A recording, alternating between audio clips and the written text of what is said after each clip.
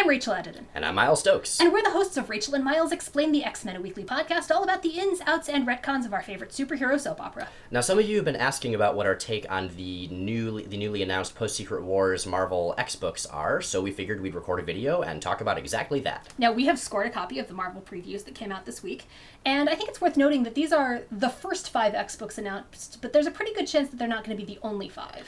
Right, so for instance, we know that there's a Gamora title coming out after Secret Wars. We know there's a Weird World title coming out to follow up the Secret Wars miniseries. Which is not to say that those are X books, just that they're titles that other Marvel titles that we know have been announced that aren't in this catalog. Right, I did the math, and about a year ago in October, X books were about 20% of the line. According to this magazine, they're going to be about 10%, but that could very well change, so I don't think that's a reason for X fans to start freaking out quite yet. To be fair, I think I'd be relieved if the lineup cut down to 5 really good books and occasionally miniseries. I mean, we've had a lot, and some of it's been amazing, and some of it has kind of felt like throwing stuff at the wall to see what sticks. Starting with a very good core central line and growing gradually out from there, I think is an approach that I would actually prefer. So let's take a look at that core central line. I am going to start not with the core of the line, but with the title I'm personally most excited about, and that is All New X-Men, written by Dennis Hopeless and drawn by Mark Bagley.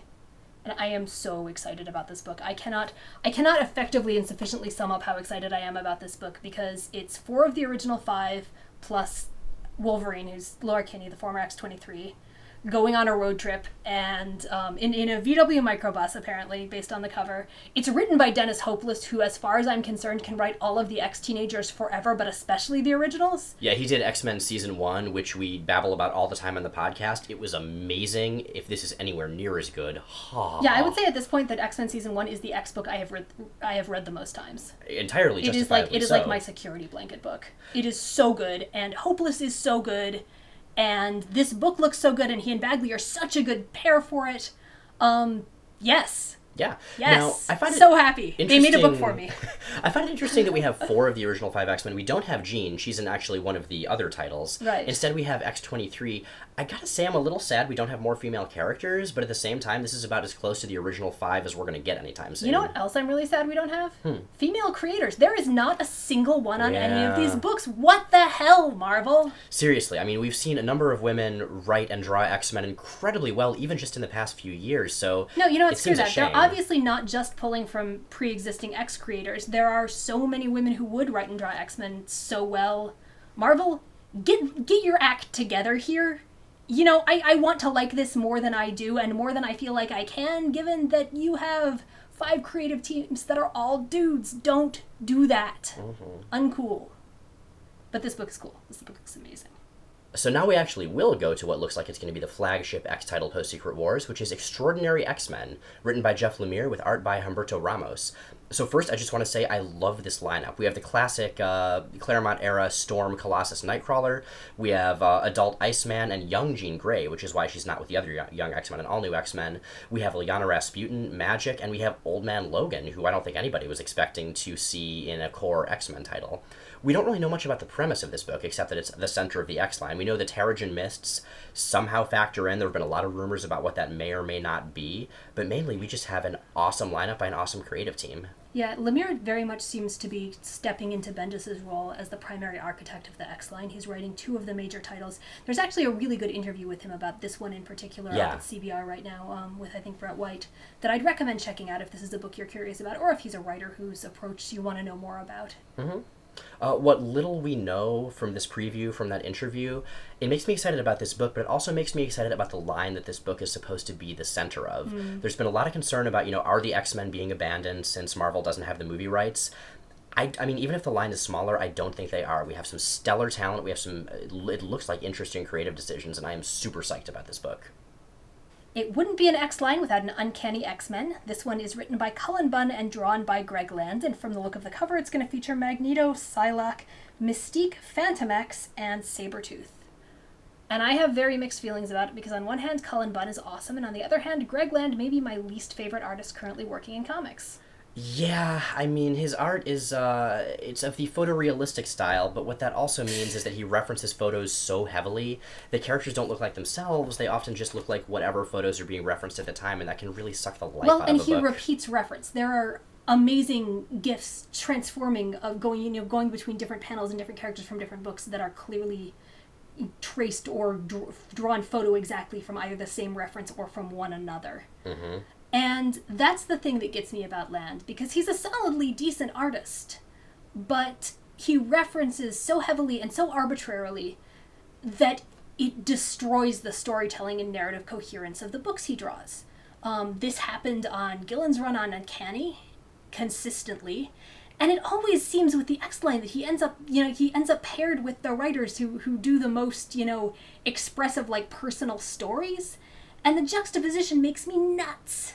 Yeah, that said, I like the premise. I mean, taking basically Cullen Bunn's run on Magneto and having him lead a team of ne'er-do-wells for presumably, X-Force style dirty deeds. That's cool. I like that. Yeah. I mean, if the art works out okay, then I think this could be a super awesome book, and it's certainly an interesting decision to call it Uncanny X-Men, the most central name that an X book has ever had. I mean, it's a pretty uncanny team if we're going with literal descriptions, and I would definitely say that the art, at least from what we've seen from the cover, is going to fall firmly in the Uncanny Valley. I suppose there's that. So, I gotta say, man, I love Cullen Bunn, but if we were not honor bound to review every X book, I would be waiting for this to pop up on Unlimited. So those are our 3 initial team books. We also have 2 solo books, both of which are Wolverine, kind of. It's consistent, at least with the pre-Secret Wars lineup. It's true.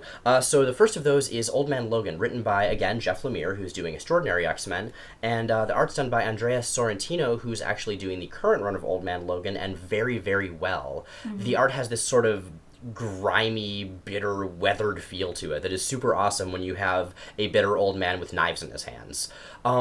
What's this book going to be like? I don't know. I mean, presumably it's the same Old Man Logan that is in Secret Wars right now, and he's going to somehow make it out of the Secret Wars storyline.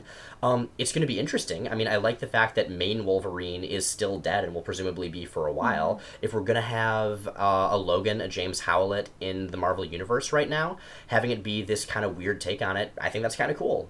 So here's something that interested me, is looking at the background of the image, that cover. Oh, and yeah. what's in it. Because, on one half we've got what I think is the inferno that he's walking out of in his world. On the other half, and the image that he's set against of the new Marvel Universe, is the most utterly bright, lit up, hope-filled, image of the new young Spider-Man that you could possibly hope for. So that'll be kind of cool, seeing this character who's just been through horrible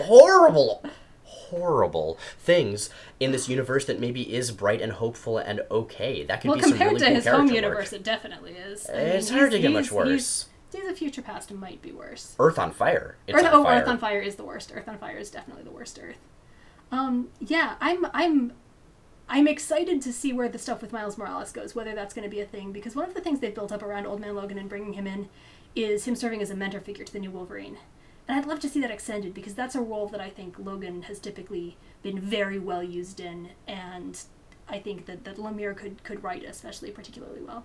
Finally, speaking of the ubiquitous characters, we have all new Wolverine #1. This is going to be written by Tom Taylor and David Lopez, and it is going to star the new Wolverine, which I'm very excited about, former X-23 Laura Kinney.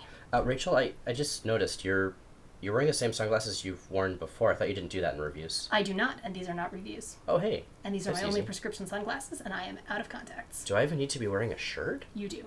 Oh, okay. Well, I guess we'll continue. I mean, you don't need to be. Like, I think you'd probably still be okay peeling it off, but at least for narrative and visual consistency, you do.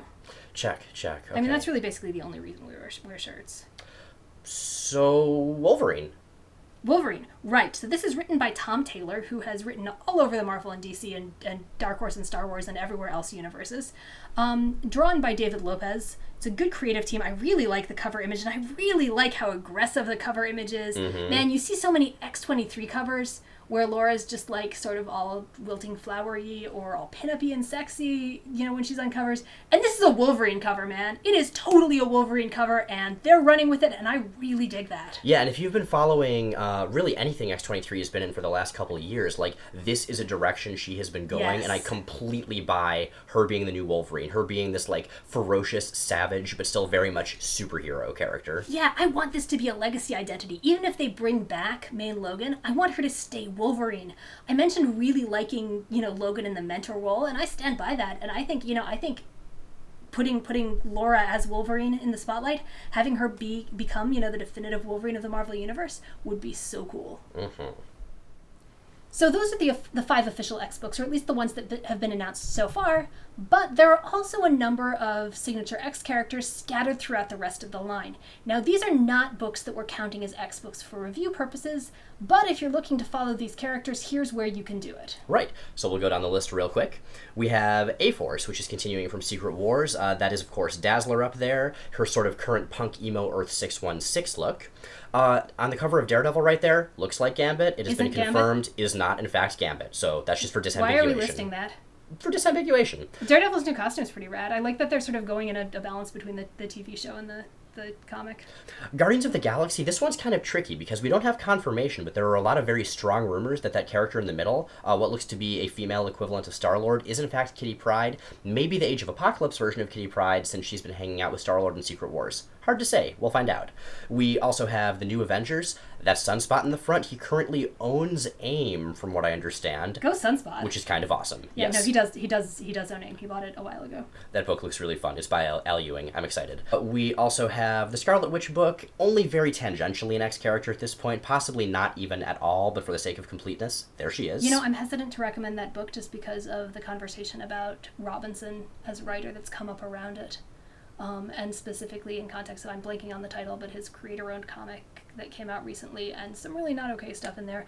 I'm going to link, actually, I think, to Div Desmary's review of that, because it covers a lot of the points that are pretty salient, and I'd recommend taking a look at that before you pre-order this book. Mm-hmm. We also have Uncanny Avengers. It looks like it's more of a catch-all book and less an X-Men/Avengers book than it used to be, which is, fine. There's Rogue, there's the decreasingly X-related Quicksilver, and, well, our feelings about Deadpool. He's not an X-Men. He's a perfectly fine character, but he's not a member of the X-Men. Mm-hmm. And then we have the Uncanny Inhumans, which Beast is on, kind of surprisingly. Also the Human Torch, also surprisingly. No idea where they're going with that one. He dated Crystal for a long time. It's true. The Human Torch did, not Beast. Right. As for why Beast is there, I don't know, but he checks out awesome things a lot, and he's got a history of being on various teams, so sure, why not? And then last, we have Deadpool, again, not an X character. I don't know why you're even listing that. It's not an X book. Yeah, well, we've established that. Yeah. So if you want to follow all the X-related characters, you have a lot more books to buy.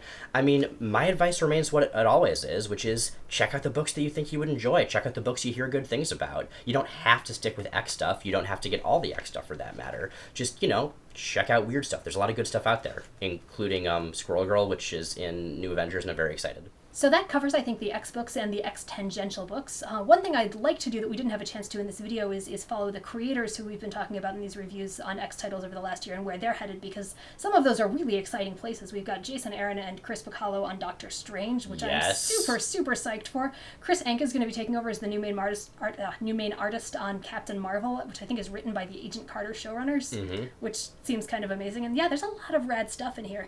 If you want to peruse one of these for yourself, they are free. You can pick them up at your local comic shop. Also, all of this information is online. It is everywhere online. Just Google all new, all different Marvel previews. Yeah. So that's what we have for you right now. We will see you back in our regular features. Take care.